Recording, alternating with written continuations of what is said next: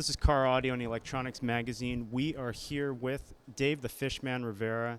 Now, many people know him as Fishman. There's been the Fish Camp. There's so many things that have gone on with the Fishman throughout the last 2 decades. But not too many people know actually who the Fishman is and where he came from. So today we have an in-depth interview with Dave. Welcome to our show. So Dave, just want to ask you, the first thing is, how did you actually get started? Well, you know why? It goes back to my days in Puerto Rico. I was a real poor kid, so I had to learn how to work with my hands and build my own toys and whatnot. So as a little kid, I was really creative, rebuilding bicycles at 8 years old and whatnot. So, I made a delivery one time to a shop in Boston, and this shop was just gorgeous. Had this beautiful black Corvette, and the shop was like ahead of its time. And this car was in front cover of a magazine, and I just say, this is what I want to do for a living, period.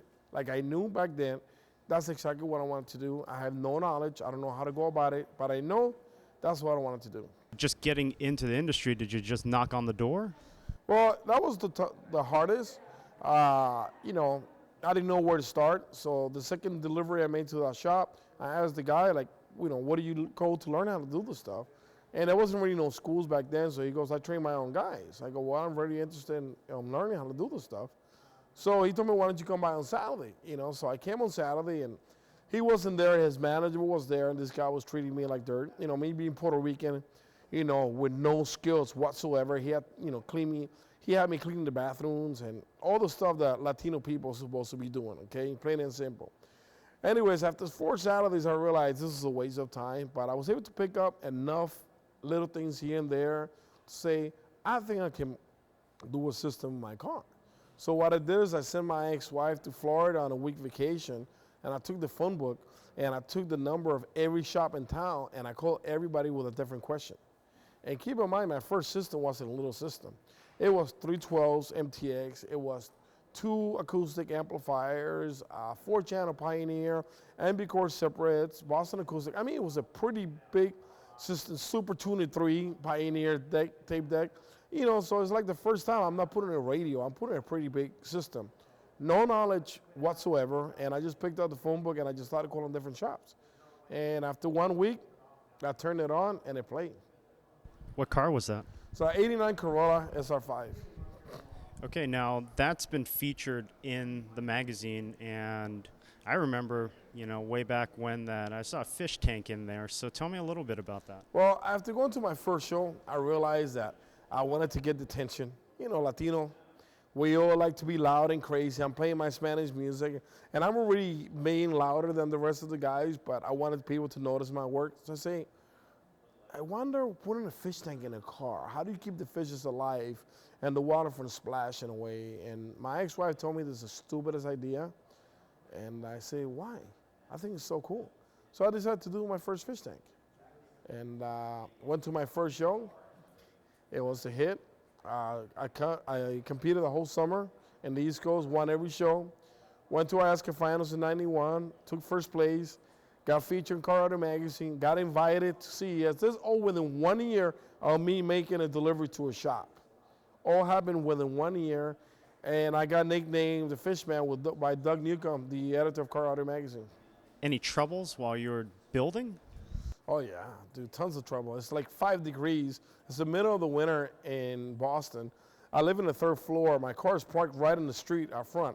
So I'm running up and down, cutting stuff in my room, bringing stuff down. Oh, dude, I didn't even know what I was doing. But it was the attention to detail, even then with no knowledge, everything, like all my tie wraps were completely like 2 inches away. It was just a pretty system. I had no idea it was gonna turn on. And when I turned it on, what do I do? It plays. The worst thing, there's nobody around to celebrate it. I was so excited, so here I am. Did the fish tank ever leak? Oh yeah. The first one, I did it with silicone, and when I took it out, the whole thing came apart. I have fish flopping all over my back seat. So I went to a plexiglass professional place, and they made me a real tank, And it's funny because I called about 4 different shops, and they wouldn't give me the time of day. And this old guy, he goes, how interesting. He didn't even charge me for that fish tank. He knew that I was going to do something with my life. And what is your proudest build up to date? Well, that was a hard one. Probably the craziest, biggest one that people still talk about it today had to be the Dodge Ram. I mean, that thing was called the Street Ram. That thing had 20 motorization. It was so crazy. It got so much attention. I got the build up in Colorado, so we did like 3 months on it. Then the cover before Colorado would put any cars in the cover. And my father died before I was able to unveil that car, so it was dedicated to him. So that car had to be pretty special to me, you know. Been in the industry so long now. Your name is everywhere. People know who you are. Do you feel like you've ever stopped learning? Every day, man, I learn something new. Every day, the minute I finish something, I say, how can I do that better? How can I do it faster? Those are my two things. Every day when I finish something, how can I do it better? Or how can I do it better? Is this the best I could have done that and the fastest I could do it? And today I am so much better than I was a year ago, 2 years ago, 3 years ago, 5 years ago. I always try to push the envelope. And do you have people that you admire in or out of the industry? People that are builders or fabricators? I don't really have a builder per se, but the guy that inspired me was Michael Jordan. Michael Jordan, in 1984, his first cover of Sports Illustrated, it says "A Star is Born," and I didn't know who he was prior to that. I never saw him playing in college and whatnot. And from that moment on, that cover touched me in a way that I've been trying to build him a car since I've been knowing how to do this stuff. I tried moving to Chicago for so many years, and even take a pay cut just because I need him to know how he inspired me. I'm not his biggest fan, but he probably inspired me the most, which is a big difference. So now, since he's retired, I've been wanting to build him the ultimate golf cart as a gift to him, and he doesn't know about it. He doesn't know who I am. He doesn't know what I can do. The reason why I built that MA Audio golf cart is to show people when I did get the opportunity what I can do. So I will reach my Mount Everest the day I gave that golf cart to him. I can shake his hand and say, this is what you've done for this Puerto Rican. So that's my goal. That's what keeps me going, man. Fishman, you're here at Advanced Restoration. Well, you know what? We have, can see all the cars around me, man. We have so much work lined up for SEMA, and don't know which is going to happen next. Who would you like to thank, You know what, dude? My family, mainly. That's always been there for me. The owner of Advanced Restoration, from taking this wounded fish and put me back in the water and show the world what we got coming up. And of course, my family, my brother. But other than that, dude, that's about it, man. Well, thank you very much, Fish. We appreciate your time.